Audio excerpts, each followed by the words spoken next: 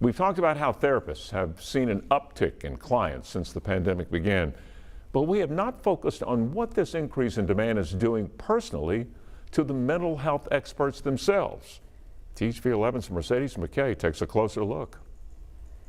They're the ones we turn to when we need help, but recently they've had to take some of the coping skills they encourage their clients to use and apply them to their own lives.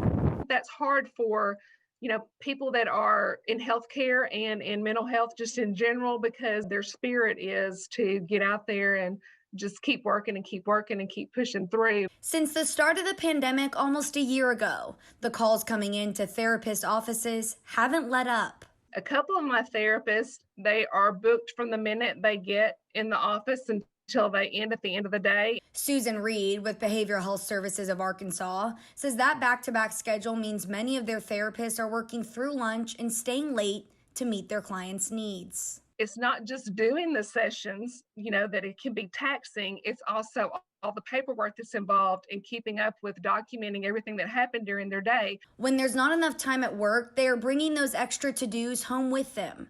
As a supervisor, Reed began encouraging her staff to take an afternoon and focus on their personal well-being. Their own mental health right now is very important, and if they don't take some time for themselves, then they're not going to be able to continue to work at this pace. She says what weighs on many of these selfless, compassionate workers is not just the overload of work, but the heightened worry for their clients. It's not that you're hearing the same thing, it's that you are seeing the severity levels increase. And so that brings up more concern. With little belief an end is in sight for this mental health crisis, Reed says despite the challenges and burnout, they'll continue to rise to the occasion. We did this kind of work because we wanted to help people.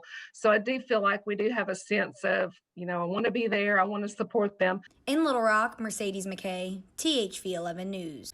And Susan Reed, who you met there in that story, also added that there is a positive side to this increase in demand because people are realizing they need help and taking steps to improve their mental health.